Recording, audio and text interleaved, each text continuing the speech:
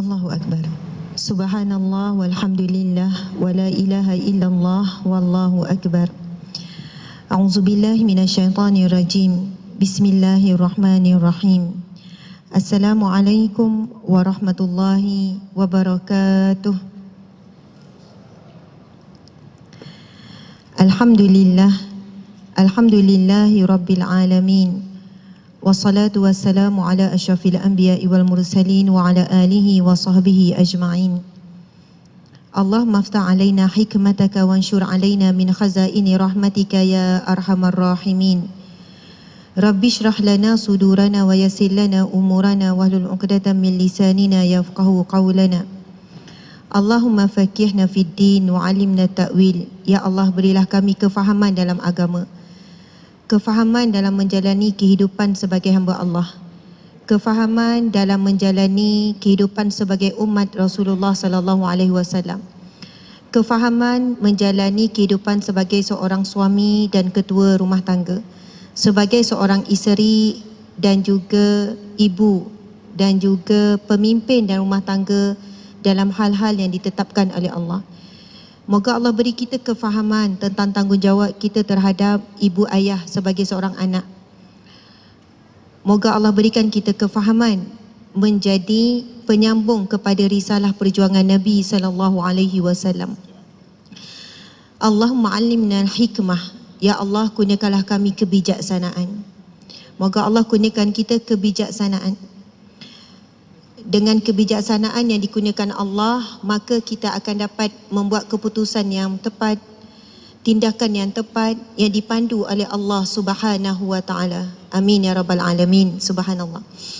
Terlebih dahulu, setinggi ucapan terima kasih kepada pihak penganjur, iaitu Masjid Jami' Kampung Baru, Kuala Lumpur. Masya-Allah, rupanya masjid ni begitu indah, terlalu indah. Kita boleh tunjukkan. Kamu boleh je pusing pada jemaah muslimin ya, macam biasa. Boleh je, tak ada masalah. Encik suami di sebelah ada, masya-Allah.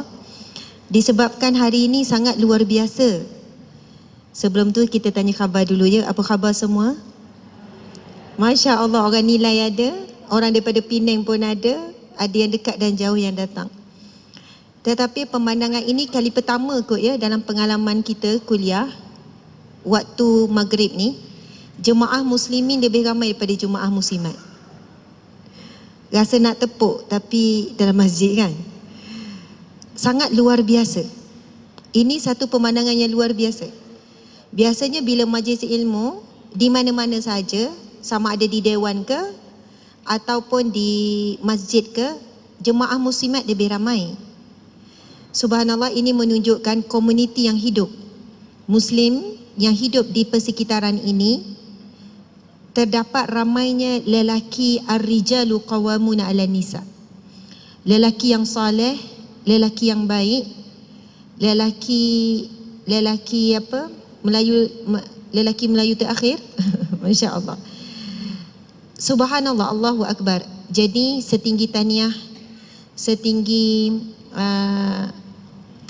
tahniahlah kepada semua muslimin dan muslimat yang hadir, alhamdulillah. Dan kita boleh tengok tunjuk tu lampu tu, masya-Allah. Bukan nak tunjuk apa ya, sebab kadang-kadang ada orang dia mencari banyak tempat untuk ketenangan. Dan kita memuji kepada pihak-pihak yang menjadikan rumah Allah adalah tempat yang terindah. Tengok pada tiangnya, tengok kepada kubahnya. Kipas ni kan, siapa ada kat rumah kipas ni? Masya Allah. Ini bukan belanja yang sikit ya, dibelanjakan. Boleh jadi daripada sumbangan orang ramai. Dan pihak yang menguruskan masjid ni, dia uruskan dengan betul-betul bersungguh-sungguh. Rumah Allah adalah rumah yang terbaik. Kalau orang kagum dengan binaan hotel 5 star, kita kan kagum tengok 5 star yang cantik, indah. Kita kagum dengan tempat-tempat melancong dan sebagainya. Tetapi rumah Allah lah tempat yang paling kita kena kagum.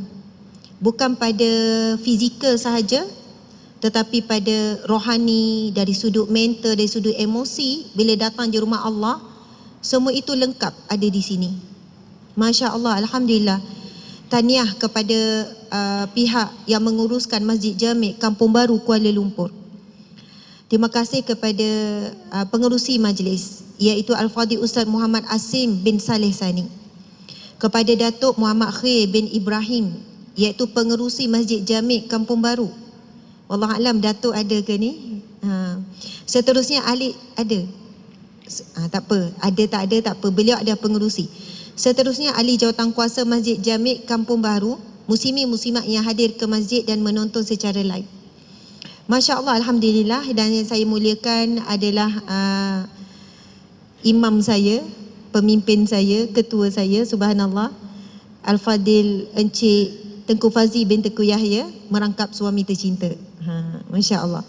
Bila kuliah maghrib begini, memang encik suami akan duduk bersamalah. Tapi kerana hari ini ramainya lelaki, jadi saya minta encik suami akan bercakap juga. Boleh ke? Tu ada lelaki cakap boleh tu. Jadi sebagai orang lelaki mungkin boleh nasihat sesuatu daripada pandangan lelaki terhadap wanita. Masya Allah. Jadi kena sokonglah ni ya. Menyuarakan isi hati lelaki mungkin. Saya pula mungkin akan dua-dualah kita akan berkongsi. Masya Allah. Kita baca sikit tentang sejarah Masjid Jami' Kampung Baru MJKB. Selama ni selalu juga lalu. Tapi masjid ni kan tengah bandar Kuala Lumpur kan? Betul tak ni tengah bandar? Masya Allah, Allahu Akbar. Jadi masjid ni jadi pusat dakwah yang utama ni di tengah kota ni. Kota metropolitan ni. Masjid Jami' Kampung Baru yang terletak di atas sebidang tanah yang luas, dia di Jalan Raja Alang Kampung Baru Kuala Lumpur, yang dianugerahkan oleh seorang dermawan. Masya Allah. Ini adalah dermawan yang mewakafkan tanah yang bernama Haji Bacik bin Abdullah. Beliau masih ada ke dah? Masih ada? Udah meninggal? Okay. Takut nak jawab. Subhanallah, almarhum Haji Bacik bin Abdullah. Masya Allah, Allahu Akbar. Masjid ini secara fizikalnya berukuran 69,665 kaki persegi ataupun 6,472 meter persegi. Kapasiti untuk menampung jemaah dalam anggaran 7,000 orang jemaah dalam satu-satu masa. 7,000 boleh muat. Atas lagi, keliling, Masya Allah. Dan waktu sembahyang tidak kurang 5 orang berjemaah setiap kali waktu solat. Kenapa gelap? Ramai. Maksudnya 500 orang mungkin dengan kapasiti 7,000 tu bunyi sikit. Betul tak? Muat 7,000 tapi setiap kali solat hanya dalam 500. Tapi dengan akhir zaman ni, keadaan akhir zaman ni, kadang satu masjid yang besar, satu baris je. Satu baris tu tak sampai 100. Sebab itu bila saya baca 500, kita rasa macam alhamdulillah 500. Mungkin beberapa baris lah. Masjid Jami' Kampung Baru ini juga dilengkapi dengan Dewan Solat Muslimin dan Muslimat, pejabat pentadbiran, bilik mesyuarat, bilik tetamu, bilik imam dan bilal, bilik pengurusan jenazah, ruang dapur dan perpustakaan. Dewan Solat Muslimin dan Muslimat dilengkapi dengan kemudahan hawa dingin turut memberi keselesaan pada para jemaah yang berkunjung. Subhanallah, kita mendoakan Allah memilih mereka yang menjadi AJK masjid ni, yang sekarang, yang akan datang, yang lepas dan semuanya. Allah anugerahkan kefahaman, kekuatan istiqamah. Allah berikan inayah pertolongannya, ilhamnya untuk benar-benar menghidupkan masjid ni. InsyaAllah suatu hari nanti Masjid Jami' Kampung Baru ni setiap waktunya penuh. Amin ya Rabbal Alamin. Kerana jika diukur dengan ramainya penduduk sekeliling, terutamanya waktu zuhur, kalau kita fikir, banyak pejabat keliling kan, banyak perniagaan, banyak umat Islam. Tapi waktu zuhur kebanyakannya akan penuh di restoran, di kedai makan. Tetapi sekarang zuhur awal, pukul berapa? Ya, sebelum pukul 1, kita kata pukul 1 lah. Contoh datang solat dulu, masih sempat lagi makan. Imam bagi salam, bagi yang bekerja boleh terus bangun untuk pergi makan ataupun bungkus makanan. Kalau betul dihidupkan dan diajar, wallahu alam macam mana cara, lalu penuhlah setiap waktu, Masya Allah, Allahu Akbar. Itulah tanda kekuatan umat Islam. Tapi kadang surau dalam taman pun susah nak penuh kan. Itu muatan dalam 100 orang je, tu pun susah nak penuh.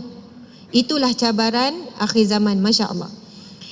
Muslimin muslimat yang dihormati sekalian, tajuk kita pada malam ini ialah keluarga syurga atau neraka. Saya masa dapat tajuk ni terkejut, dia main neraka terus kan. Keluarga syurga ataupun keluarga neraka. Sama ada syurga di dunia dan syurga di akhirat. Sama ada neraka di dunia dan neraka di akhirat.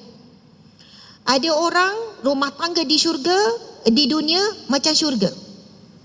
Ada orang rumah tangga di dunia macam neraka. Punca sama ada isteri ataupun suami. Subhanallah, Allahu Akbar. Muslimin muslimat dimati Allah sekalian. Syurga adalah impian kita semua. Sebab itu terbit perkataan, tak apalah kalau susah di dunia, yang penting senang di akhirat. Tak apalah derita di dunia, yang penting bahagia di akhirat.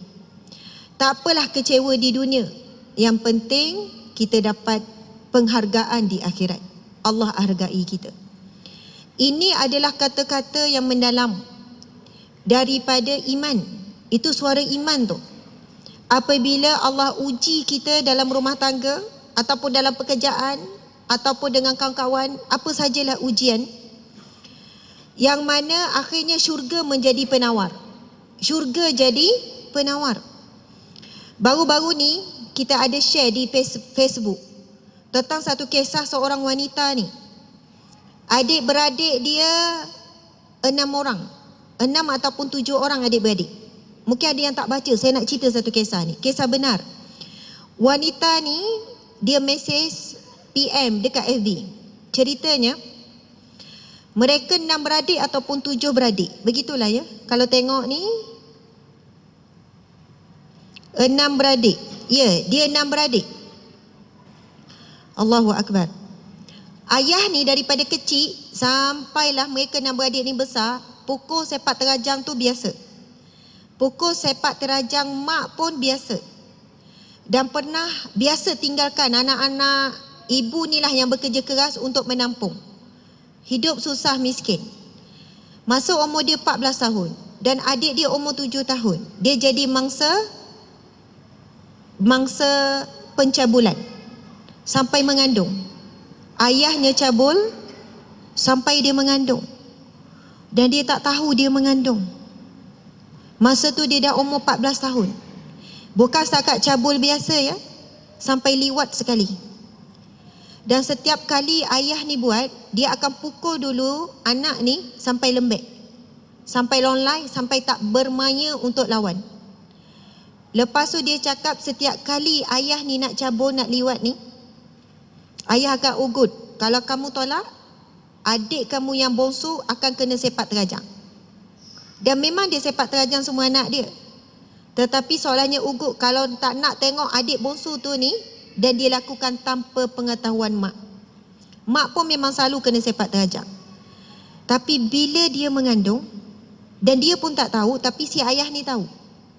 Mungkin ayah ni tahulah perubahan yang berlaku. Dan peristiwa berlaku dalam 20 tahun yang lepas kan. Jadi zaman tu bukan macam zaman sekarang kan. Maklumat tu di hujung jari. Anak-anak zaman tu tak tahu pun keadaan perubahan, tak tahu info-info tersebut. Sampailah peringkat diketahui bahawa dia mengandung. Ayahnya panggil dengan ugutan supaya jawab macam mana. Ayah dia ajar cara jawab bila polis buat siasatan. Sebab mak ni bila tahu anak ni, mak bawa ke polis sebab anak ni jawab apa? Yang buat dia sampai mengandung, yang cabut dia adalah kawan sekolah. Ayah suruh dia jawab macam tu. Tapi polis pun ada kemahiran dia. Polis pun ada pegawai, kaunselor dia. Polis pun tahu ni, ada benda yang disembunyikan ni. Akhirnya, dia pun dibawa ke rumah kebajikan Sekian-sekian siasatan dia lakukan, barulah tahu sebenarnya ayah dia. Lepas tu ayah dia maki hamun, marah apa semua, ayahnya ditangkaplah. Lepas tu dia dikahwinkan dengan sepupu, dengan saudara mara terdekat, ketika umur dia 17 ataupun 18 tahun. Dengan alasan ibu bapa dia, ibu dia pun dengan alasan kau takkan laku dah sebab kau masa cabul dan kau dah pernah mengandung. Sebab kau takkan laku dah, jadi kahwinkan cepat-cepat. Dikahwinkan dengan penagih dadah. Dapat anak 4 orang. Sepak terajang. Lepas tu penagih dadah, seolahnya apa yang berlaku kepada mak dia berulang pula pada dia. Kita nak sebut macam mana ni kehidupan wanita ni? Syurga ke neraka? Neraka. Neraka. Daripada kecil sepak terajang sampai peringkat cabul, sampai liwat, sampai mengandung, sampai lahirlah anak tu. Kemudian kahwin, paksa, suami pula penagih dadah, sepak terajang juga. Lepas itu dapat anak juga 4 orang. Kita jangan ingat semua orang dapat anak hasil cinta ya. Saya perundingan rumah tangga, banyak kes anak yang diperolehi penderaan seksual. Dipaksa, mengandung, melahirkan. Bertahan 10 tahun berpisah.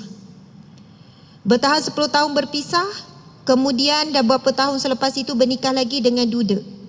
Duda yang ada anak, kemudian dia pun mengandung lagi, dapat sampai 7 orang anak. Suami tu ada 3 orang anak, jadi semua anaknya 10 orang. Usianya masih lagi tak capai 40 tahun. Dah kahwin umur 17-18 dah kahwin kan. Subhanallah, Allahu Akbar, muslimin muslimat. Alhamdulillah untuk perkahwinan kedua, suaminya baik dan menerima dia, dan suami tahu semua kisah dan cerita dia. Tujuan saya cerita tentang kisah ini, kalau saat ini kita rasa kita sedang diuji dengan akhlak buruk isteri, suka bebelnya, suka merungutnya, suka kurang bersyukurnya, macam-macam lah perangai rumah ni, betul tak tuan-tuan? Ataupun orang perempuan diuji dengan suami, mesti ada ujian. Masya Allah, kami berdua pun banyak ujian. Kalau bukan kerana sabar dan besarkan kemaafan, kita tak boleh bertahan. Sebab bukan keluarga bahagia itu keluarga yang tidak ada ujian dan masalah.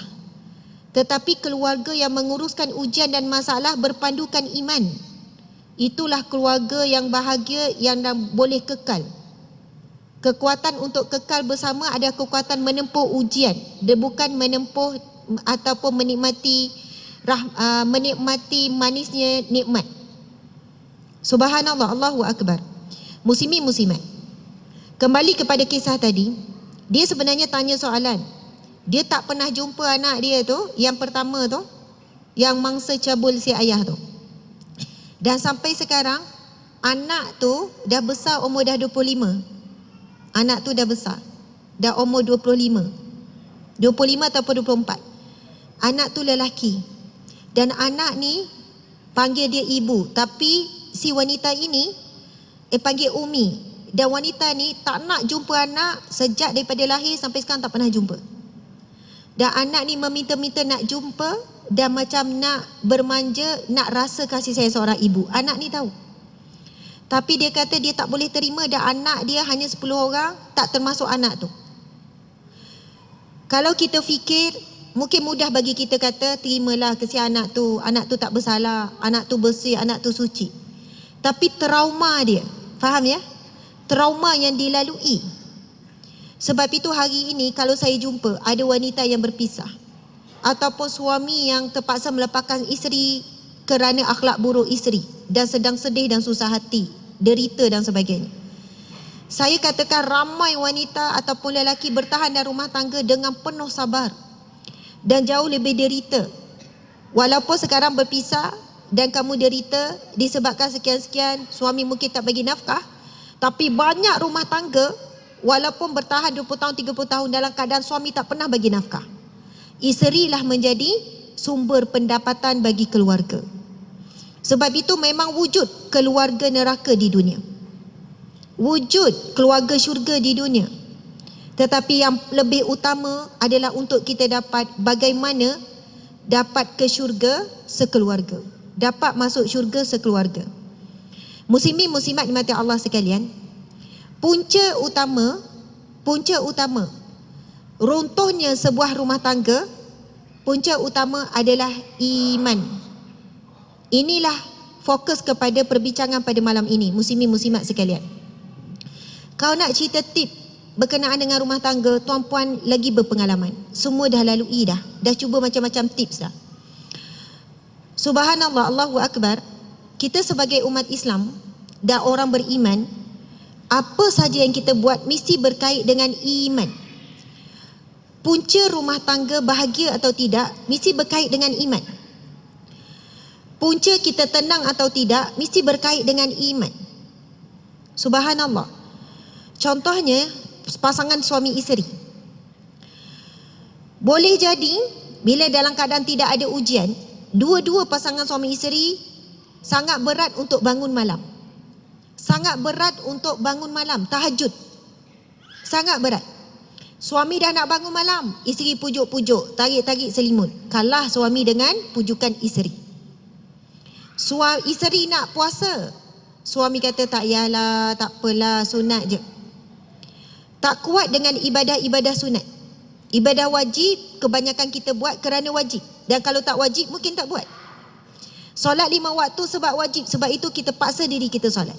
Boleh jadi kalau sunat, Zohor tak ada orang kot semayang, sebab makan tu lebih seronok. Kalau pilihan sunat saja.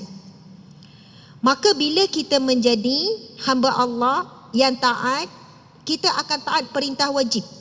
Tapi bila jadi hamba Allah yang saleh, yang baik, kita akan buat juga ibadah-ibadah sunat. Apabila aktiviti-aktiviti ibadah sunat semakin kurang dilakukan dalam sebuah rumah tangga, kurang solat sunat, kurang puasa sunat, kurang bersedekah, kurang membaca Al-Quran bersama-sama dan sebagainya, maka iman rumah tangga itu semakin menurun. Bila iman semakin rendah dan semakin menurun, ujian datang tak besar pun, rumah tu terus bergelora dahsyat. Ujian yang datang tak berat pun, sebab itu kita sebut ujian menguji keimanan. Betul atau tidak? Kalau iman tu kuat, walaupun isteri tersebut akhlaknya buruk, suami boleh bertahan. Ada satu kata-kata seorang ulama, dia diuji dengan akhlak buruk seorang isteri. Seorang ulama ni diuji dengan buruknya akhlak isteri, bukan buruk yang biasa. Lalu bila ditanya bagaimana dia boleh bertahan dengan akhlak buruk si isteri ni, bahkan boleh jadi orang tahu buruk perangai isteri ni sampai orang kampung mungkin bercakap lah. Boleh jadi sampai orang cakap, Dayus, sampai macam tu sekali dia boleh bertahan. Contohlah. Wallahu alam bagaimana buruk perangai isteri sampai orang boleh bertanya. Lalu apa yang dia jawab? Kenapa dia boleh bertahan? Dia kata, kenapa dia boleh bertahan? Yang pertama, dia menerima ujian Allah daripada isteri ini kerana itulah jalannya untuk mendapat pengampunan Allah. Boleh jadi Allah uji isteri ni menguji dia sabar ni kerana dosa-dosa saya yang lalu. Dosa-dosa saya yang lalu, kesilapan-kesilapan saya, maksiat yang saya lakukan daripada sejak saya balik sampai sekarang. Maka Allah datangkan ujian daripada isteri, lalu saya sabar, moga saya dapat pengampunan daripada Allah. Yang kedua, dia kata dia bertahan. Boleh jadi kalau saya ceraikan isteri dan saya kahwin dengan perempuan lain, lalu Allah uji saya dengan akhlak yang lebih buruk daripada ini. Subhanallah, Allahu Akbar. Maka begitulah juga daripada seorang wanita. Daripada seorang wanita, perkara yang sama kita boleh fikir. Hari ini penceraian menjadi biasa, betul atau tidak? Banyak suara yang sebut, sebab saya dulu punding cara rumah tangga, kaunselor rumah tangga. 4 tahun saya jadi ketua unit runding cara. Balik kerja, suami jadi mangsa. Tuan-tuan, suami saya jadi mangsa. Sebab apa? Mula-mula saya kerja masa tu anak baru masuk 2. Lepas tu anak kami sekarang 7. Kita baru usia perkahwinan dan 2-3 tahun. Yang datang mengadu masalah, kes-kes berat. Penderaan, macam kes-kes macam ni banyak. Kes yang teruk-teruk, dera, muka pecah, bibir koyak apa semua, dahsyat-dahsyat. Suami bawa balik ke rumah pasangan, depan anak isteri, isteri bawa balik pasangan, depan suami. Kes yang pelik-pelik sangat akhir zaman ni. Bila ada kes yang trigger ketakutan kita, kita jadi ketakutan, faham tak? Balik suami kena bagi warning. Bang tadi kan, kalau awak buat macam tu, kalau awak gini, suami jadi mangsa. Tapi lama-lama dia immune dengan kisah-kisah rumah tangga, masalah-masalah rumah tangga. Cabaran ketika itu, pengalaman kita tak banyak. Kita baru kahwin 5 tahun, nak nasihat orang kahwin 20 tahun, 30 tahun. Ada pakcik-makcik 60, 70 nak bercerai. Dah ada cucu dah nak bercerai. Cabarannya adalah apabila ada banyak suara, tak bahagia, cerai je lah. Betul atau tidak? Kalau dah tak tenang, cerai je lah. Dah tak sefahaman, cerai je lah. Carilah bahagia sendiri. Umat Islam akhir zaman tak menjadikan rumah tangga sebagai ladang pahala, ladang perjuangan, jihad, peperangan untuk dapat syurga Allah. Bila tak letak iman sebagai dasar sebuah rumah tangga, maka bila datang ujian, tak nampak ia adalah ruang untuk sabar, untuk redha, untuk bersangka baik dengan takdir Allah, dan tak jadikan ia sebagai motivasi untuk dia jadi pendakwah. 3 hari lepas, hari Ahad baru ni, Masya Allah, saya pergi semayang, kami semayang Zuhur dekat satu masjid. Lepas tu, dalam ruang solat perempuan tu, saya, wanita tu, dia bawa baby umur 7 bulan. Lepas tu, ada seorang anak umur 3 tahun. Saya sampai selepas azan Zuhur. Lepas tu wanita tu dah ada dalam tu dengan kain telekung. Ni kisah benar lah ni. Saya dah cerita dekat kuliah Riyadhus Salihin. Lepas tu bila saya masuk, dia terkejut tengok saya. Dia kata, Ustazah Asma. Saya kata, ya saya, ya betul-betul. Ni yang betul ni. Ni bukan jelmaan ni. Ya Allah Ustazah. Lepas tu dia cakap saya, Ustazah, Masya Allah, Ustazah solatlah dulu. Saya tunggu Ustazah. Saya ada nak tanya soalan. Ustazah solatlah dulu. Saya nak solat Zuhur kan, saya solat dulu. Saya jadi confused. Saya pun tanya dia, oh kenapa imam dah solat ya? Sebab saya tengok jemaah lelaki kan duduk lagi. Maksudnya belum solat lah. Lepas tu saya tanya dia, dah solat? Imam dah solat ke? Sebab saya sampai lepas azan kan. Saya fikir macam tak logik. Sebab dengar azan tu baru lagi, saya pun ambil wuduk, kami sampai, takkan dah siap semayang. Lepas tu saya tanya, puan dah solat? Saya dah solat dah. Saya kata, imam depan, oh saya tak tahu prosedur macam mana. Faham tak maksudnya? Ujian membawa dia ke masjid. Saya tanya, datang dengan siapa suami? Tak, saya dengan anak-anak je.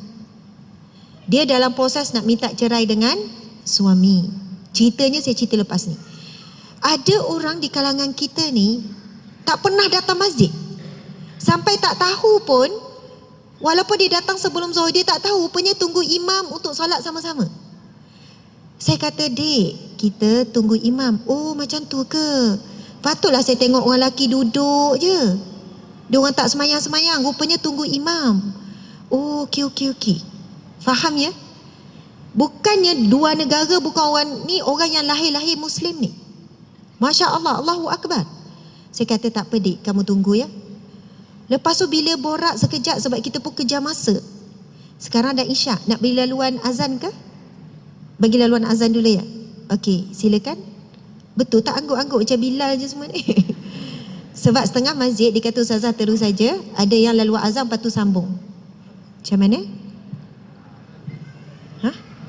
Azan dulu Okey, silakan. InsyaAllah. Betul ke dah masuk?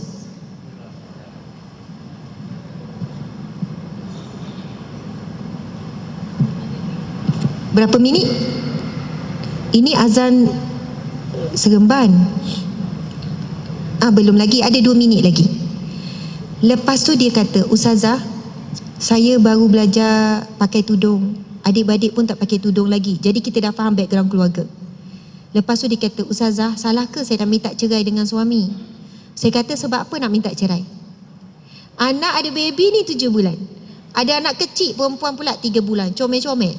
Wanita ni pula Allah kurniakan wajahnya, subhanallah, saya boleh katakan sangat indah. Lepas tu saya kata, kenapa dia? Suami tanggungjawab. Tanggungjawab. Apa masalah? Suami suka tengok perempuan lain dalam telefon. Tengok benda-benda tak senonoh. Paling utama ustazah, suami saya tak semayang. Lepas tu saya kata, kamu macam mana? Saya sedang belajar penuh semayang, tapi subuh selalu tinggal juga. Banyak Bilal tu kan dalam beg masing-masing ya, bawa Bilal. Masya Allah. Tunggu, ada 1 minit lagi. Tak apalah, kita kan azan awal orang silap semayang awal pula ya. 1 minit lagi. Nanti cerita tergantung pula kan. Saya ada pengajaran, ada sesuatu yang saya nak sampaikan berkait dengan solat. Masya Allah. Kita beri laluan untuk persiapan azan.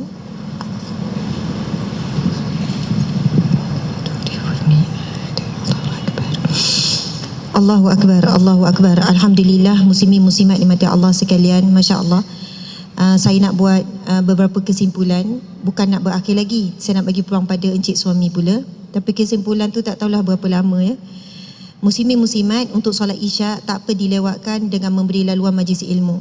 Mudah-mudahan ada sesuatu lah yang kita bawa balik yang boleh menambahkan lagi kemanisan dalam rumah tangga. Masya Allah, Allahu Akbar. Kisah wanita tadi tu bila ditanya, sebab utama adalah sebab suami tak solat.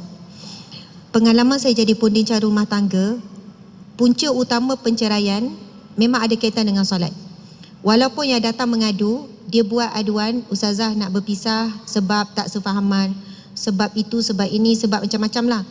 Tetapi bila kita buat soal sidik kepada pengadu, permohonan masalah rumah tangga berkenaan dengan solat, soalan yang wajib saya akan tanya sepanjang 4 tahun saya bertugas peruncingan rumah tangga, kes sehari dalam 6 kes, 5 kes, 4 kes, soalan yang wajib adalah saya akan tanya bab solat. Solat suami, solat isteri. Walaupun mereka tak katakan pun punca utama adalah solat, tetapi kita dapati 98% mereka yang mengalami masalah rumah tangga sampai tahap berpisah adalah di kalangan orang yang tidak solat ataupun tidak sempurna solat. Namun kita tak boleh buat ukuran. Kita tak boleh terus menilai, oh berpisah mesti sebab tak solat tu. Maksudnya ada lagi berapa peratus, 2% je, sikit sangat, suami jaga solat, isteri jaga solat tapi tetap berpisah. Namun daripada kajian saya sendiri dan tim 4 tahun kita buat statistik, yang sampai berpisah masalah sekian-sekian ada kaitan sama ada salah seorang tak jaga solat. Kita tahu as-salatu imaduddin, solat adalah tiang agama. Faman aqamaha faqad aqamaddin, barang siapa yang mendirikan solat maka ia akan mendirikan agama. Faman tarakaha faqad hadamaddin, siapa yang meninggalkan solat maka dia sedang meninggal dan meruntuhkan agama. Ad-din juga membawa maksud cara hidup ataupun hidup. Ad-din itu maksudnya hidup. Siapa yang meninggalkan solat, siapa yang mendirikan solat, ia sedang mendirikan kehidupannya. Bila dia meninggalkan solat, dia meruntuhkan kehidupannya. Bukan agama saja, kehidupannya juga akan runtuh. Jadi bila wanita ni cerita, saya kata suami bertanggungjawab. Ni wanita muda, umur tak sampai 30 ni. Suami bertanggungjawab dari segi nafkah. Tapi masalah akhlak yang buruk iaitu melihat maksiat melalui telefon. Maksiat melalui telefon. Hari ni kalau buat kajian, ramai, tak tahulah berapa persen lelaki dan perempuan melakukan maksiat melalui telefon. Betul atau tidak? Maksiat mata dengan memandang sesuatu yang haram, melihat aurat wanita dan melihat aurat lelaki lain. Walaupun bagi kita, kita kata tak ada apa pun, tengok tak ada rasa apa pun, iman tak tergugatnya ayat. Sama ada iman tidak tergugat ataupun sebenarnya iman dah tercabut. Sampai melihat maksiat tak rasa apa-apa. Bagi orang yang beriman, imannya kuat, bila nampak maksiat terus terasa ibarat dihempap. Ibarat dihempap bukit, gunung, rasa ketakutan. Astaghfirullahalazim, yang pula yang aku nampak, contohlah macam tu kan. Tapi ramai mana bukan scroll laju-laju, ditekannya lagi untuk tengok lebih. Dengan alasan tak tergugah apa pun. Samalah macam bila anggota badan itu sakit, doktor kata kena potong dah, sel dah mati dah ni. Kalau tak potong dia akan jangkit lagi jangkitan kuman. Bahagian sel mati, bahagian kaki sel mati tu, toreh pun dia tak rasa apa, dah mati.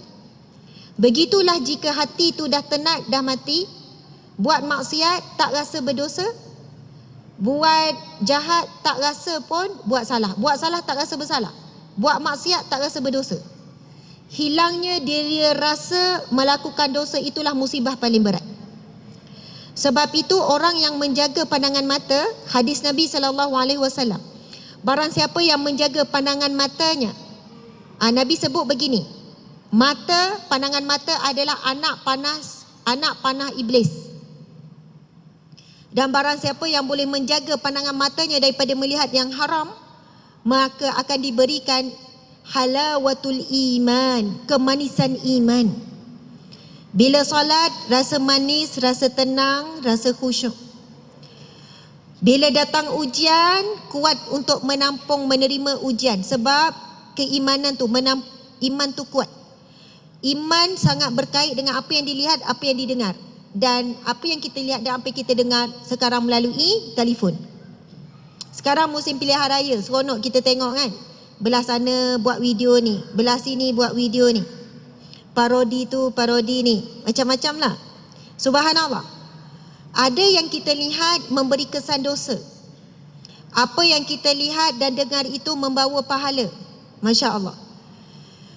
Subhanallah, Allahu Akbar, muslimin muslimat. Semua itu akan membentuk bagaimana iman kita.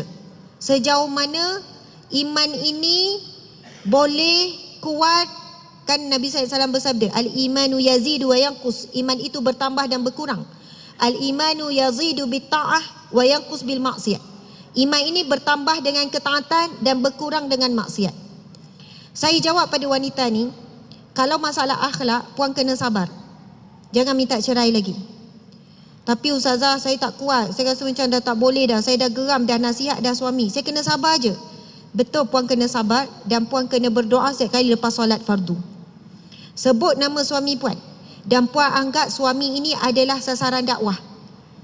Puan, kalau puan tahu besarnya pahala buat dakwah, lebih besar daripada kita solat tanpa henti, puasa tanpa henti setiap hari solat, sedekah yang dengan emas dan perak. Sebab benda paling berat nak buat akhir zaman adalah dakwah. Dan dakwah paling payah adalah dakwah pada ahli keluarga. Seorang suami nak dakwah pada isteri, isteri nak dakwah pada suami, ibu ayah nak dakwah pada anak, anak-anak nak dakwah pada ibu ayah, adik-beradik nak dakwah pada adik-beradik. Dia kata, ustazah, macam mana ya saya nak ajak adik-beradik saya pakai tudung? Saya dah tegur, diorang dah boikot saya sekarang. Diorang dah tak suka saya. Saya kata, puan terus doa. Puan doa sungguh-sungguh tak dengan Allah? Sebut tak nama adik-beradik? Saya tak bersungguh sangat berdoa. Sebab kita ni banyak mengeluh. Kita ni banyak sekali dua je buat dakwah ditolak, terus lantaklah, yang penting dah nasihat. Kita tak buat sehabis daya, kita tak buat bersungguh-sungguh. Ramai mana suami yang mengadu dulu masalah akhlak isteri. Alah ustazah, isteri saya ada master, isteri saya ustazah, dia bukan tak tahu pasal hukum hakam, dia bukan tak ada asas agama. Sebab itu saya dah berhenti nasihat dia. Dia sendiri boleh fikir. Subhanallah, Allahu Akbar. Ramai mana wanita yang ada kefahaman agama tapi tidak beramal dengan agama. Ramai mana lelaki yang di luar ceramah tentang rumah tangga bahagia, suami kena begini-begini, dekat rumah dia terbalik. Sebab itu kefahaman agama terbukti dengan apa? Terbukti dengan amalan. Ada orang ilmu agama tak tinggi, amalan dia luar biasa. Sebab itu bila Nabi kata sesungguhnya orang yang paling baik di kalangan kamu, yang terbaik, dan Nabi sampai sebut orang yang paling dekat denganku di mahsyar kelak adalah orang yang berakhlak mulia. Bukan Nabi kata orang yang terbaik, bahkan Nabi sebut yang paling sempurna iman adalah orang yang berakhlak mulia. Bukan Nabi sebut yang paling sempurna iman, yang paling dekat denganku orang yang paling banyak solat. Nabi tak sebut begitu. Orang yang paling banyak puasa, tidak. Orang yang paling banyak sedekah, tidak. Tapi banyak Nabi ikat, sebaik-baik kamu adalah orang yang paling baik akhlaknya. Orang yang paling dekat denganku di mahsyar adalah orang yang paling baik akhlaknya. Nabi kaitkan dengan akhlak-akhlak. Bahkan ada satu hadis Nabi sebut, sesungguhnya akhlak yang mulia itu boleh menyamai kedudukan ahli qiyam dan ahli siyam. Orang ahli qiyamul lail, kita bangun setengah jam sebelum subuh. Ahli qiyamul lail ni 2 pagi, 1 pagi dah bangun. Maksudnya malam tu dia bagi 2. Rehat, separuh lagi ibadah. Kita rehat, baring-baring, yelah macam-macam. Ibadah tu mungkin dalam 15 minit sebelum subuh baru kita bangun. Setengah jam ke 1 jam. Tapi ahli qiyam ni orang yang menghidupkan malam separuh ataupun lebih separuh untuk ibadah. Ahli siam pula bukan hanya puasa bulan Ramadan. Puasa sunat semua dia ambil. Isnin Khamis, puasa Ayyamul Bait, lepas tu puasa mungkin Nabi Daud, wallahu alam. Dia ahli puasa. Tapi Nabi sebut, akhlak yang mulia boleh menyamakan kedudukan ahli siam dan ahli qiyam. Sebab itu Nabi SAW bersabda, innama bu'istu liutammima makarimal akhlaq. Sesungguhnya aku diutuskan untuk menyempurnakan akhlak. Bahkan Nabi sebut apa? Khairukum khairukum li ahli wa ana khairukum li ahli. Yang paling baik di kalangan kamu orang yang paling baik akhlaknya dengan ahli keluarganya. Sebab itu untuk berakhlak yang baik sangat susah berbanding nak solat. Betul atau tidak? Nak jadi isteri yang lemah lembut sentiasa, lemah lembut sekali-sekala boleh. Masa keisafan lemah lembut je. Kan? Masa naik tengok kematian depan mata, insafnya kan mati dan keadaan ni jadi baik sekejap. Seorang suami pun nak jadi lemah lembut, penyayang, menghargai isteri pun bukan senang. Perjuangan kita apa? Nak sentiasa berkekalan akhlak yang baik saat diuji. Saat baik, saat nikmat, saat bahagia tak susah. Contoh ya, seorang isteri hidang air dekat suami. Suami pun cakap, manis sikit lah air ni. Isteri pun terus teriga marah. Mujur saya buat. Syukurlah sikit. Saya pun penat juga macam awak. Panjang pula. Suami cuma cakap, manis sikit lah air ni. Syukurlah saya buat. Ada ramai isi kat luar sana langsung tak buat apa-apa. Sambut pun tak. Allahu Akbar. Daripada teguran tu dia terus marah. Sedangkan di dalam sebuah hadis Nabi SAW, bukan hadis Nabi ya, ini firman Allah dalam surah Ali Imran ayat 134. Allah berfirman, penghuni syurga itu iaitu orang-orang yang bertakwa, iaitu orang yang suka menahan marahnya, suka memaafkan orang lain. Allah cinta kepada orang yang suka berbuat kebaikan. 2 ciri yang Allah sebut, ciri penghuni syurga yang utama. Pertama, menahan marah. Maksudnya bukan tak marah, tapi ditahan. Mustahil orang tu tak ada marah. Saya tak pernah marah ustazah. Saya dilahirkan memang pemaaf. Sejak bayi lagi sampai sekarang pemaaf, tak pernah marah. Mustahil, bukan manusia tu. Bukan manusia. Kena cek tu kan, dia punya gen tu apa. Maksudnya memang tak wujud. Rasulullah pun ada marah. Yang membezakan mampu mengurus tak marah. Sebab tu ada kursus membuang marah, itu dia nak buang fitrah manusia. Tuan-puan dimati Allah sekalian, saya juga diuji dengan sifat amarah diri. Suami pun sama, anda pun sama. Kita semua diuji dengan sifat amarah ni. Cuma sejauh mana kekuatan kita untuk menampung ataupun menahan amarah tu, ujian yang paling berat. Subhanallah. Suami balik kerja, isteri tak masak. Lepas tu tanya, awak kenapa tak masak? Saya leka tengok TikTok tadi. Tuan-tuan nak marah tak? Dia pula jawab lurus terus terang. Kalau ya pun janganlah jawab lurus kan. Jawablah tak larat ke. Tapi isteri takut menipu, jawab je lurus. Tak malah bang terleka tengok TikTok. Lepas satu, lepas satu. Subhanallah, suami ni ada rasa marah ni. Rasa marah. Suami kata, mungkin suami ni jawab, awak ni kenapa? Saya kalau nak layan TikTok tanggungjawab buatlah. Apa tanggungjawab? Bab makan ni suami tahu bertanggungjawab. Dia terus cari video ni, video ceramah ni. Ustaz ni cakap macam ni. Pasal makan dan minum ni suami yang bertanggungjawab. Dia bawa hujah tu pula. Tuan-puan yang mati Allah sekalian, dia berhujah bukan kerana Allah. Dia berhujah untuk memenangkan perbuatan salah dia. Mempergunakan dalil daripada Al-Quran dan hadis Nabi. Sebab itu saya ni baca ada tulisan ulama ni, orang alim ni, dia sebut, dan ini pun memberi teguran pada saya juga. Bagi orang yang ada ilmu, yang pandai bercakap, dia diuji dengan ilmu, dengan pandai bercakap. Bila dia nak mempertahankan dirinya, dia gunakan dalil Al-Quran dan hadis Nabi. Padahalnya memenuhi kehendak hawa nafsunya, membenarkan perbuatan salahnya. Tuan-puan sekalian, Nabi SAW bersabda, kullukum ra'in wa kullukum mas'ulun an ra'iyatihi. Setiap kamu adalah pemimpin dan kamu akan dipertanggungjawab, akan ditanya, akan dihisap akan kepimpinanmu. Hadis tu panjang. Nabi sebut apa? Sesungguhnya seorang raja, pemimpin itu akan dipertanggungjawabkan, rakyat juga akan dipertanggungjawabkan. Seorang lelaki adalah ketua dan rumah tangganya, dia akan dipertanggungjawab, ditanya oleh Allah. Dan seorang isteri, Nabi kata, dia adalah pemimpin dan rumah tangganya, dia akan ditanya akan kepimpinannya. Dalam hadis ini Nabi sebut, lelaki juga pemimpin, perempuan juga pemimpin dalam rumah tangga. Tapi ketuanya adalah lelaki. Lelaki, suami ada perkara yang dia pimpin. Isteri pula ada perkara yang dia pimpin. Saya bila uruskan masalah rumah tangga, ada ramai wanita akhir zaman, dia berhujah apa? Ustazah, saya dengar hari tu ceramah, ada ustaz ni, ada ustazah ni, terpulang lah ya, sekian-sekian. Dia kata sebenarnya suami bertanggungjawab semua. Masuk puan semua. Dia tak boleh paksa saya masak.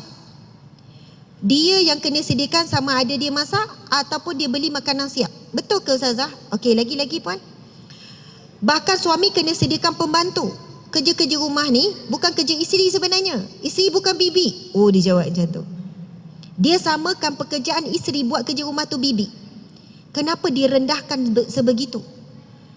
Lepas tu ustazah, saya kerja. Betul tak? Duit saya, duit suami, duit saya juga. Maksudnya suami tak boleh nak minta duit nak guna ke apa semua, tak boleh. Yelah. Lepas tu puan pergi kerja untuk tujuan apa? Untuk diri puan seorang je. Lepas tu bila puan keluar kerja, puan dah penat, dah letih, puan tak mampu nak layan suami. Dan bila suami meminta keperluan dia, puan kata suami zalim pula bila suami paksa. Baik tuan-puan dimati Allah sekalian, perbincangan tentang bab tanggungjawab suami isteri, saya suka mengambil pendapat ulama. Kita kena baca kitab ni, baca sekian-sekian. Berdasarkan fitrah. Tanggungjawab suami isteri dalam keluarga berdasarkan fitrah. Orang perempuan lemah lembut, betul tak? Saya nak tanya orang perempuan, kalau lipat kain, mana lagi elok, lelaki ke perempuan? Betul ke orang lelaki? Betul. Kena akui, memang ni terbukti benar. Kalau orang lelaki boleh lipat kain, besar kecil, kembang terkeluar. Perempuan elok, lurus. Betul tak? Jemur kain, perempuan juga. Saya nak sebut macam ni, fitrahnya perempuan ni lemah lembut. Tetapi apabila suami buat juga pekerjaan yang isteri buat, Masya Allah, dia mengikut sunnah Nabi. Suami saya pun jemur kain, lipat kain, gosok baju. Kami buat sama-sama, anak 7 orang kan. Anak-anak sama-sama buat. Bukan kata saya buat semua ya. Masya Allah. Kadang suami saya yang tanya nak pakai apa, dia yang gosok semua. Dia nak mudahkan, dia kata pergi study. Dia tahu nak buat persiapan untuk ceramah. Jadi dia siapkan semua. Dengan air, dengan roti, dengan apa, semua dah settle. Ustazah ni, cik tak payah saya cerita gitu kan. Bicara yang tahu je kan cik suami dia. Masya Allah. Allah Akbar. Muslimin muslimat dimati Allah sekalian. Masya Allah. Yang lelaki dengan fitrahnya kasar. Maksudnya dibuat kerja yang kasar-kasar. Buang sampah, nyapu luar rumah, kerja kasar-kasar, berat-berat, sekian-sekian. Masak, fitrahnya sesuai dengan perempuan. Tapi hari ni ramai je, ayah saya pun masak. Masya Allah, orang lelaki pandai masak. Tak ada masalah. Maksudnya tanggungjawab. Saya lepas tu saya akan tanya wanita macam ni. Habis tu tanggungjawab puan buat apa? Kita, fokus kita orang perempuan adalah menghiaskan diri untuk suami. Tugas kita adalah melayan suami, itu saja. Jadi tugas didik anak, tugas semua ni sebenarnya suami. Jadi suami cari nafkah, penat balik uruskan rumah, ya. Kalau kita penat, kita tak boleh nak layan dia. Saya kata puan, Allah beri puan ilmu, Allah beri puan kemahiran, Allah berikan kemampuan fizikal yang sihat. Kenapa tidak boleh digunakan untuk dapat pahala demi pahala demi pahala? Setiap pekerjaan dan rumah tangga itu nilainya ibadah. Jangan puan menilainya dengan kerja bibik, dan kerja bibik tu pun kerja yang mulia. Dan yang layak memberikan pahala ganjaran di atas perbuatan puan itu adalah Allah. Alah ustazah, kita buat kerja bukan dapat gaji pun. Cuba bayar bibik, baru dia terasa kerja ni payah. Subhanallah, Allah Akbar. Cik baca ayat Quran ya? Cik sedang berlatih ya? Kejap ya, saya bagi pada cik. Masya Allah. Tuan-tuan, puan-puan, muslimin, muslimat dimati Allah sekalian. Allahu Akbar. Keluarga syurga ataupun neraka. Kesimpulan daripada saya, tak boleh, saya tak boleh kesimpulan lagi. Saya bagi laluan pada encik suami dulu, kemudian insya-Allah saya akan kembali semula buat kesimpulan. Masa pun dah habis dah ni. Silakan.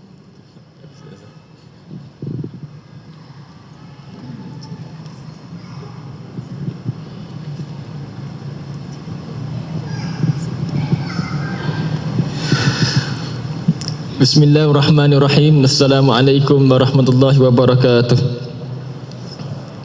Masya-Allah, alhamdulillah. Setinggi-tinggi kesyukuran kita kepada Allah Subhanahu wa taala yang mengizinkan kita berhimpun di sini. Alhamdulillah. Alhamdulillah, sedikit daripada saya lah. Bukan biasa bercakap sebenarnya di hadapan semua. Kencangnya degupan jantung ini hanya Tuhan yang tahu. Enggak bisa berkata-kata sebenarnya. Sebab dalam live orang perempuan mungkin yang follow, lelaki yang follow tengok saya dalam live, saya cuma peneman ustazah saja. Bicaranya 3 patah perkataan saja. Tapi ustazah yang selebihnya. Dia lain suasana dengan degupan keluar Indonesia. InsyaAllah ramai yang alim-alim, ramai yang berilmu di hadapan saya. Dan alhamdulillah mungkin sedikit keberkatan yang ada dalam masjid ini menenangkan kita semua, betul? Tenang, rasa tenang, sedamai. Di rumah damai atau tenang? Tenang atau damai ataupun sengsara? Tengok isteri suam-suam ke dah rasa panas semua, sejuk semua ada? Bergili-gili, sejuk panas. InsyaAllah sejuk semuanya lah. Pandang suami, suam-suam je sekarang. InsyaAllah kena cari sesuatu lah untuk sejukkan kembali. Macam mula-mula kahwin dulu. InsyaAllah dalam sesuai dengan tajuk kita pada malam ini. InsyaAllah sedikit daripada saya lah sebagai perkongsian. Sebab tajuknya berat. Bila tajuknya berat, kena sesuatu yang kita boleh bawa pulang untuk kita muhasabah. Bila mana ustazah membicarakan tentang hadis Nabi berkaitan dengan tanggungjawab kita kepada orang yang kita dipertanggungjawabkan. Dalam hadis Ibn Umar tadi, ala kullukum ra'in wa kullukum mas'ulun an ra'iyatih. Maksudnya setiap kamu adalah pemimpin dan kamu bertanggungjawab di atas pimpinan kamu. Rakyat dipimpin oleh pemerintah, pemerintah bertanggungjawab. Suami, ada isteri, ada anak, suatu hari nanti akan ditanyakan oleh Allah Subhanahu Wa Taala di pada mahsyar tentang apa yang telah lakukan kepada isteri dan anak-anaknya. Berat. Bila fikir memang berat. Sebab kita takut esok-esok kita baru tersedar di akhirat kelak, ketika kita menuju ke syurga Allah tu dengan seronok. Sebab kehidupan kita ni kita yakin bahawasanya syurga menanti kita di hadapan. Betul? Tanya diri masing-masing. Saya tanya diri saya, sebab kita melalui kehidupan hari itu tanpa rasa takut. Takut-takut kalau kita kena neraka Allah Subhanahu Wa Taala tanpa kita sedar. Sebab kita dipertanggungjawabkan. Kita tak sedar dengan tanggungjawab tersebut. Besok-besok barulah kita tersedar, tersentak bahawasanya kita tidak menjalankan amanah yang diamanahkan oleh kita dengan sebaik mungkin. Isteri kita menarik pahala kita. Ya Allah, suami aku tidak memperlakukan aku dengan sebaik mungkin, tidak mengajar Quran, tidak menyuruh solat, menutup aurat dengan sempurna dan sebagainya. Anak-anak juga begitu. Lalu hilanglah pahala-pahala kita, lalu kita terjunam ke dalam api neraka. Takut. Memang menakutkan. Lalu kita terhitung kalau kita termenung seorang-seorang. Sebab memikirkan ayat ini, kita lalu termenung, adakah dosa kita sedikit? Tanya diri masing-masing. Sedikit atau banyak? Banyak. Banyak atau terlalu banyak? Terlalu banyak. Terlalu banyak ataupun luar biasa banyak? Luar biasa banyak jawapannya. Terlalu banyak kita nak bawa. Lalu bila kita memikirkan tentang hala tuju kita, Sebab matlamat kita dah jelas ke syurga. Cuma perlu tindakan sahaja untuk memastikan kita semua ke syurga Allah Subhanahu Wa Taala. Satu keluarga, keluarga ke syurga atau keluarga ke neraka. Jadi kita pun bila fikir balik muhasabah diri sini, terlalu banyak dosa yang kita bawa. Malam-malam termenung banyak dosa kita bawa. Apa lagi kita bawa dosa-dosa dengan orang-orang sekeliling kita. Bila kita bekerja, kita berdosa mungkin dengan rakan-rakan kita. Banyak dosa. Lalu kita pun mengenang kembali firman Allah Subhanahu Wa Taala dalam surah Al-Mu'minun 102. 102 berbunyi a'udzubillahi minasyaitonirrajim. Faman sakunat mawazinuhu faulaika humul muflihun. Waman khaffat mawazinuhu faulaika alladhina khasiru anfusahum fi jahannam khalidun talfahu wujuhahumun nar lahum fiha kalihun. Maksudnya paman saqalat ni kita bisa dengar kan surah Az-Zalzalah. Paman saqalat, barang siapa yang berat amalan kebaikannya, insya-Allah dia orang yang berjaya. Faulaika humul muflihun, mereka lah orang yang berjaya. Dan barang siapa yang ringan timbangan amalan dia, mereka lah adalah orang yang rugi dan mereka dicampakkan ke dalam jahannam. Jahannamu khalidun, selama-lamanya. Wajah mereka yang dibakar itu akan cacat dan hodoh, dan begitulah mereka dalam neraka itu dengan wajah cacat dan hodoh. Bila kita mengenangkan tentang beratnya neraka itu, seksanya neraka itu, azabnya nerakanya, ditambah lagi Al-Waqiah, Allah jelaskan tentang kehebat dahsyatnya neraka tu, minum air yang menggelegak dan sebagainya. Takut kita semua untuk ke neraka. Itulah ketakutan sebagai seorang suami yang kita perlu bawa. Renung, saya sendirilah, renung sebagai suami, adakah isteri kita ini dah betul-betul kita pimpin? Adakah anak-anak kita ini betul-betul kita pimpin? Takut-takut, inilah azab dia. Sebab apa? Dalam ayat yang lain, ayat Allah Quran, dalam Quran Allah telah memberi peringatan kepada kita, kita terkejut dengan pahala kita tak ada pun. Kita ingat banyak pahala pun tak ada. Lalu kita menyesal kepada Allah SWT dan kita beramal, kita memohon pada Allah SWT untuk apa? Untuk kembali ke dunia ini. Untuk apa? Untuk beramal soleh. Kita takut. Kemudian lalu kita setelah itu kita fikirkan kembali betapa benda masih ada peluang untuk kita perbaiki, maka kita perlu perbaiki, insya-Allah. Dan kita juga sebagai penutupnya adalah sebab orang datang sini nak dengar daripada ustazah, betul? Dan juga nak berselfie dengan ustazah, betul? Betul kan? Niat dulu, niat itikaf dulu, insya-Allah. Lepas tu barulah niat selfie. Okey, betul kan niat, insya-Allah. Ramai tak sabar ni. Kena khusyuk dengan solat nanti dulu, isyak tu. Barulah insya-Allah rezeki ustazah akan berjumpa semualah. Dan sebagai penutupnya, manakala bila kita dah lihat kedahsyatan neraka, kita juga lihat bagaimana kehebatan syurga yang Allah tawarkan kepada kita melalui surah Yasin. Surah Yasin ayat 55 hingga 58 yang kita selalu baca tu. Kelebihan-kelebihan seronok orang dalam syurga, buah-buahan yang mereka inginkan. Mayad'un salamun qaulan min rabbir rahim, dan akhirnya Allah memberi salam kepada mereka. Maknanya kita boleh melihat di hadapan Allah Subhanahu Wa Taala. Tengah seronok-seronok tu Allah bawa menghadap Allah Subhanahu Wa Taala. Dan insya-Allah, jadi insya-Allah yang penting daripada dalam rumah tangga, mungkin sama-sama kita boleh amal adalah bersama-sama membantu, bersama-sama menguatkan, bersama-sama memberi peringatan, bersama-sama dalam urusan semua. Kadang-kadang kita terlebih relax suami ni. Kena akui, suami ni memang terlebih relax. Yang fikir banyak rumah tangga kita siapa? Isteri, betul? Terlebih-lebih fikir. Terlebih-lebih fikir mereka. Anak mereka fikir, kewangan mereka fikir, semua mereka fikir. Kadang-kadang kita terlupa. Kuasa berfikir itu diserahkan kepada mereka. Lalu suatu hari kita menuntut. Kenapa ini? Kenapa ini? Kenapa buat ini? Kenapa buat ini? Sebab kita gagal untuk berfikir dan bertindak sebagai suami. Akhirnya bila keputusan dibuat, terutamanya untuk isteri yang buat keputusan, maka kita mempersoalkan di akhir setelah keputusan berlaku mungkin kurang tepat dan sebagainya. Wallahu alam. Jadi insya-Allah masih ada masa bersama-sama. Saya serahkan kepada ustazah untuk teruskan. Wallahu alam. Subhanallah, Allahu Akbar. Baik, kita akan buat kesimpulan. Saya mohon maaf ya.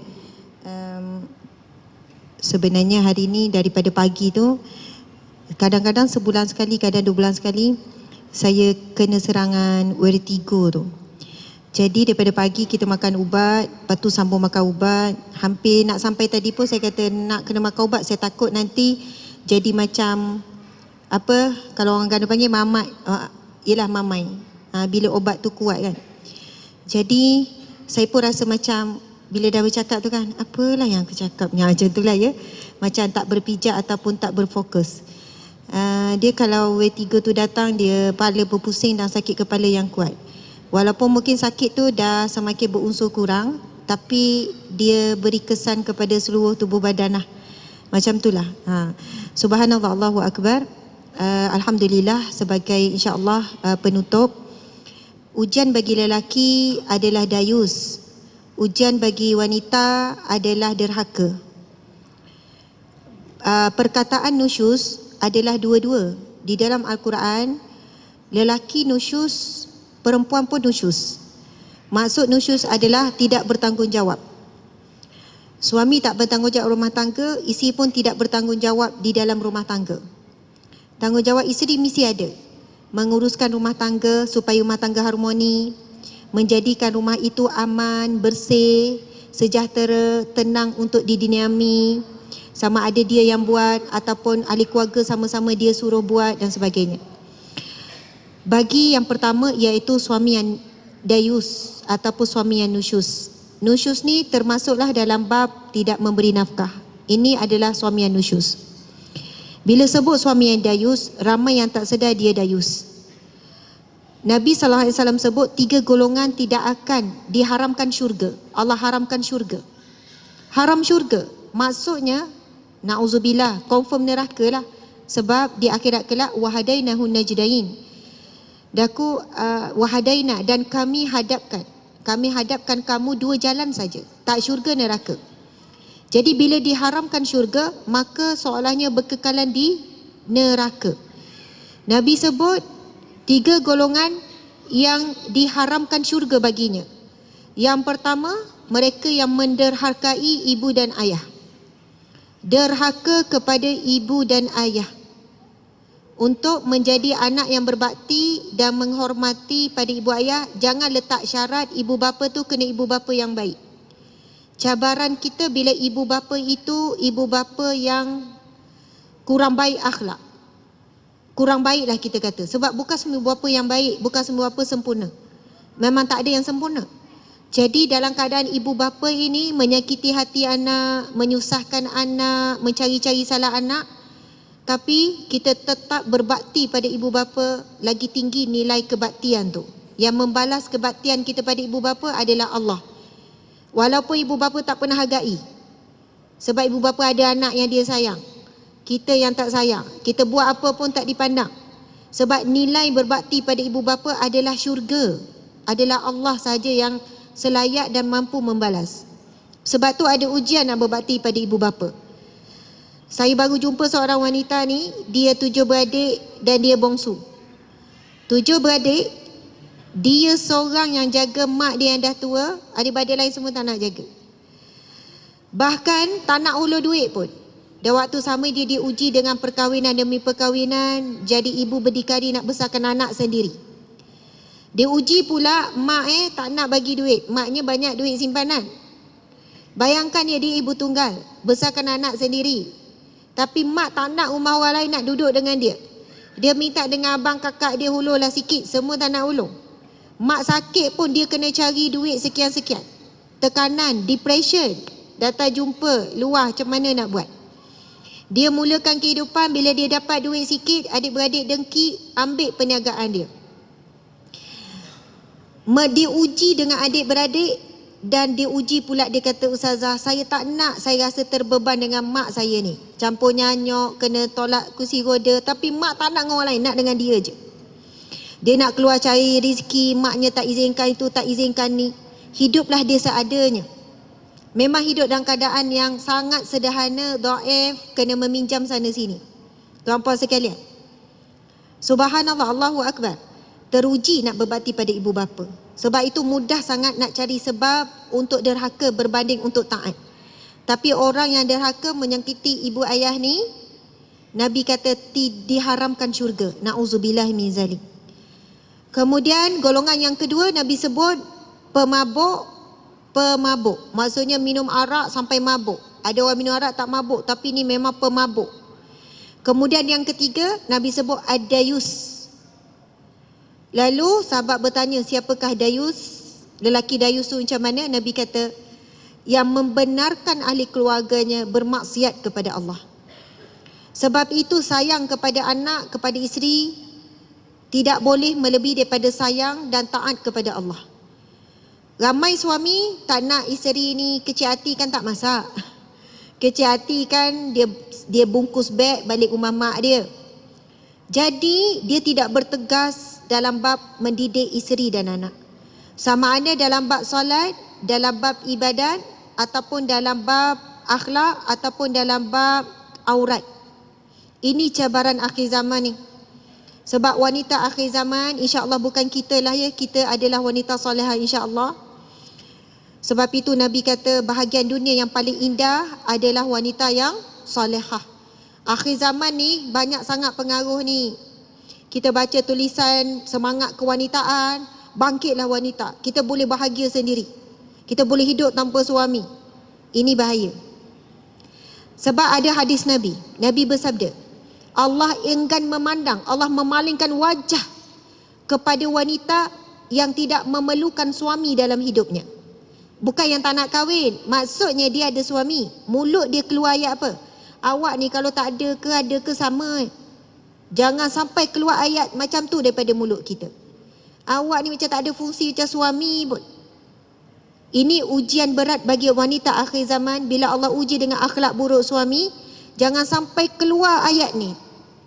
Walaupun benar suami tu macam tak ada fungsi, tapi kita kena tukar, ya Allah, inilah bahagian ujianku. Kalau kita lari daripada ujian ni, kita akan jumpa ujian yang lain.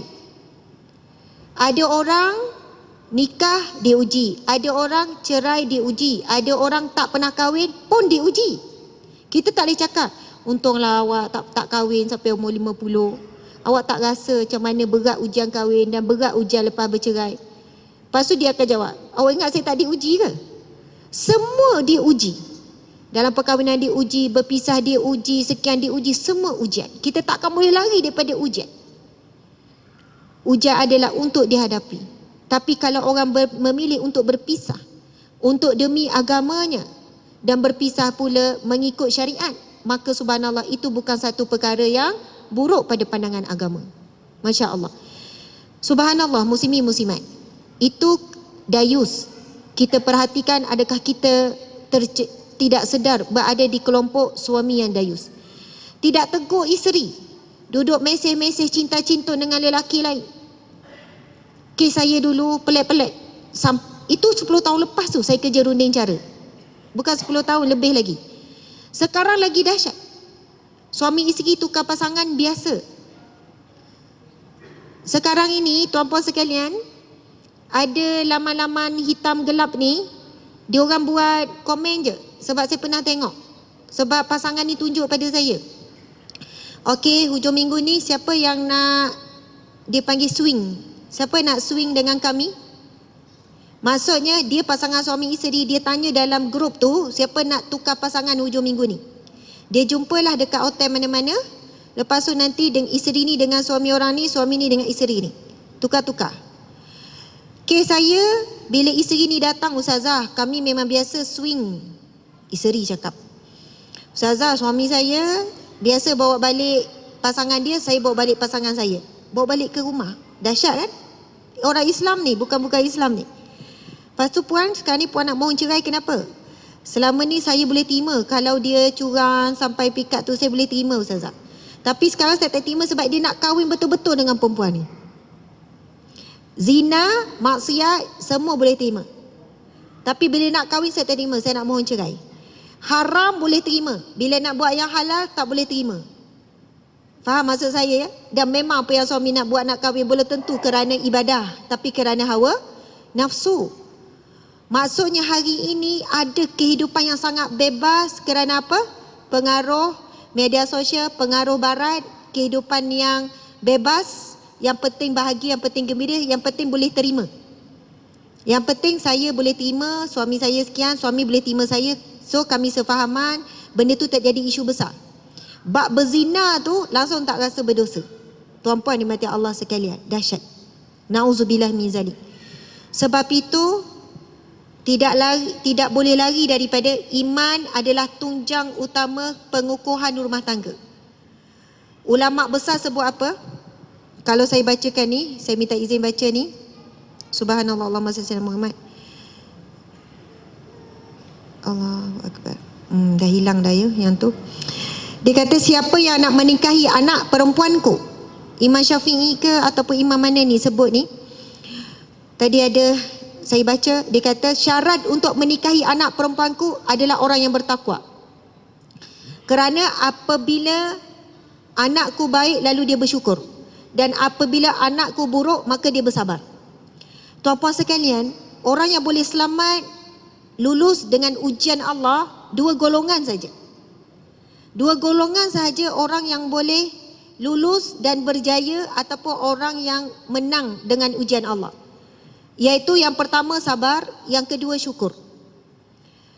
Bila datang ujian, kadang kita lupa untuk mengingat saat ada nikmat lalu bersyukur. Betul kan? Bila datang ujian, lupa saat nikmat. Bila datang nikmat, lupa saat ujian. Sampai terlebih-lebih gembira, seronok berlebihan sampai lupa ujian. Sebab itu keduanya kena dihadapi dengan sederhana. Ujian ataupun nikmat, kedua-dua kena hadapi sederhana. Baik, bahasa Dayus tu itu secara umum. Yang kedua, kesimpulan, wanita derhaka. Ada banyak sebab wanita ni derhaka. Melalui perkataannya, perbuatannya. Membenarkan ada orang lelaki yang tanpa izin masuk ke rumah. Ataupun siapa yang tidak diizinkan suami, tak disukai masuk ke rumah. Isteri yang derhaka menyakiti hati dengan lidah, dengan perbuatannya. Sebab itu bila Nabi ditanya apakah sebab wanita ramai dicampakkan ke dalam neraka, Nabi bukan sebut sebab dedah aurat, tak. Nabi bukan sebut sebab tak solat, tak.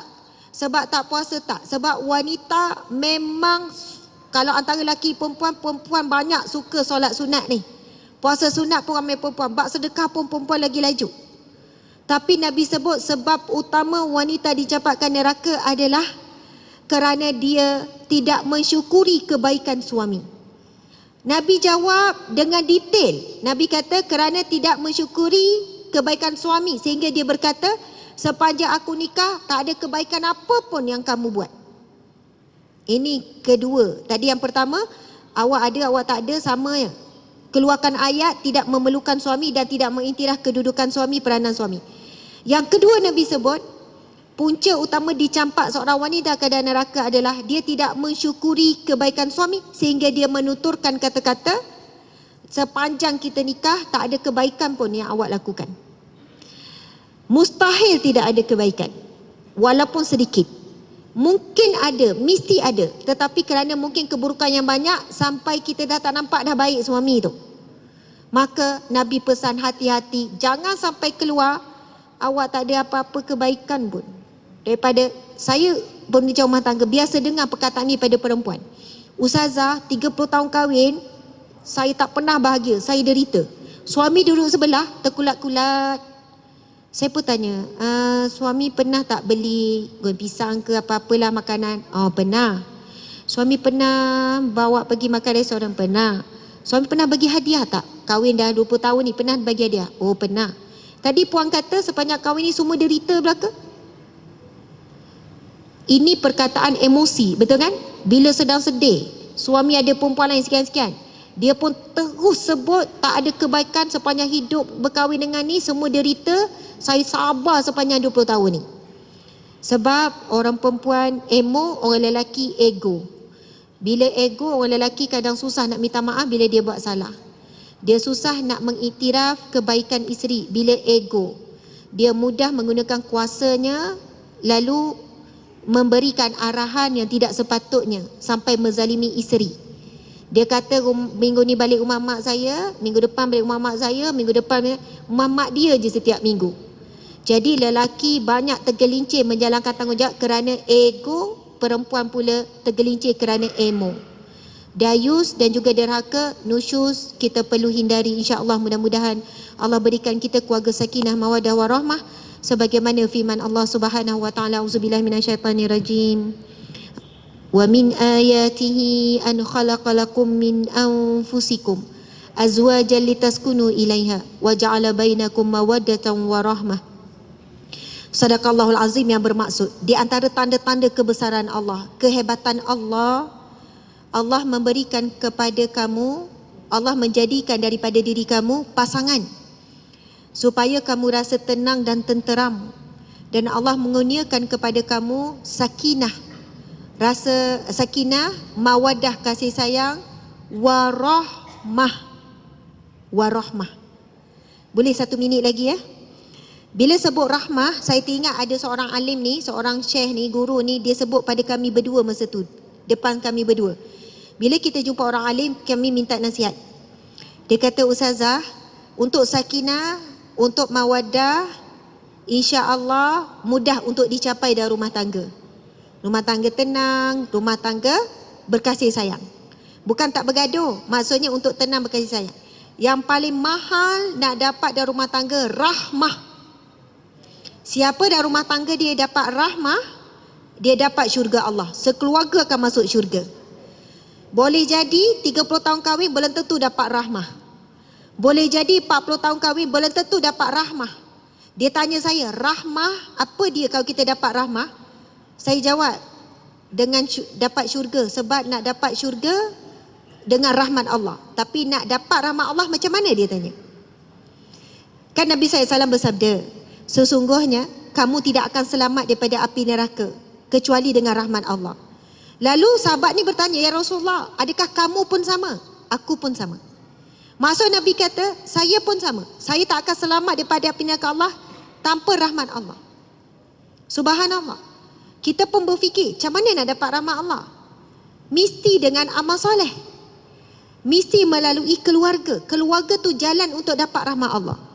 Dia kata, apabila seorang suami dan isteri sampai tahap boleh redha dengan keburukan pasangan, boleh redha dengan keburukan pasangan, boleh memaafkan dosa dan kesilapan maksiat pasangan, dan dia memahami bahawasanya keluarga adalah untuk dapat rahmat Allah. Macam mana nak dapat rahmat Allah jika diuji, kita cari jalan excuse. Bila diuji, lari. Hadapi ujian itu demi dapat rahmat Allah. Subhanallah, Allahu Akbar. Dia kata bertahanlah bagaimanapun, kecuali kalau dipukul sepak terajang, yang tu dah tak ada rahmat lah. Wajib menyelamatkan diri. Ini cerita masalah akhlak, masalah tak sefahaman, masalah perasaan kasih sayang dah pudar. Kita sebut tadi sakinah, mawaddah, kasih sayang. Kalau dua ni dah tak ada sakinah, tak ada kasih sayang. Ustazah, rumah tangga kami tak ada kasih sayang. Masing-masing buat hal masing-masing tak. Tenang pun dah tak ada. Tengok muka lagi serabut. Jadi kami dah tidur bilik asing. Saya kata bertahan kenapa sekarang? Kerana anak-anak. InsyaAllah, mudah-mudahan saya doakan rumah tangga ni walaupun bertahan kerana anak-anak, satu hari nanti Allah akan kembalikan sakinah dan mawadah. Sebab anda sedang bertahan dengan rahmat Allah. Dengan rahmat Allah anda bertahan sekarang. Sebab apa? Dalam tempoh ini puan tengah sabar kan? Memang Ustazah, kalau tak sabar, sebab kami kena berlakon depan anak. Tuan pun sabar kan? Betul, dua-dua sedang sabar. Rahmat Allah turun. Orang-orang yang sabar dalam rumah tangga, sabar sekian, sabar. Sehinggalah salamun alaikum bima sabartum. Salam sejahtera disebabkan sabar kamu di dunia dahulu. Ini adalah salam yang akan diterima orang-orang yang sabar masuk ke dalam syurga Allah. Sabar dalam rumah tangga adalah sebesar-besar sabar. Kita diuji dengan kawan, boleh lagi hadap. Uji dengan jiran, boleh lagi hadap. Uji dengan pasangan, teman sebilik, teman serumah. Oi, memang berat ujian. Masya Allah. Mudah-mudahan kita mendapat sesuatu pada malam ini. Berpegang teguhlah dengan iman, berpegang teguhlah dengan sabar dan syukur. Moga Allah berikan kita kemenangan dalam perjuangan rumah tangga. Allah berikan kita kemenangan dalam menghadapi ujian demi ujian dalam rumah tangga, dalam mendidik anak-anak kita. Semoga Allah mengumpulkan kita kembali. Allahumma ja'alna min ahli jannatil firdaus bighairi hisab wa ghairi azab. Ya Allah, golongkanlah kami dalam syurga Firdausmu tanpa dihisab, tanpa diazab ya Allah. Wala taj'alna min ahli nar, dan janganlah kami daripada azab api neraka-Mu ya Allah. Wa sallallahu ala sayidina Muhammad wa ala alihi wasahbihi wasallam. Alhamdulillahil alamin. Saya mohon maaf salah dan silap, kekurangan, kelemahan dan sebagainya. Terima kasih semua, terima kasih Encik Suami di atas peringatan dan perkongsian ilmu yang sangat baik. Wallahu alam, wabillahi taufiq wal hidayah. Assalamualaikum warahmatullahi wabarakatuh.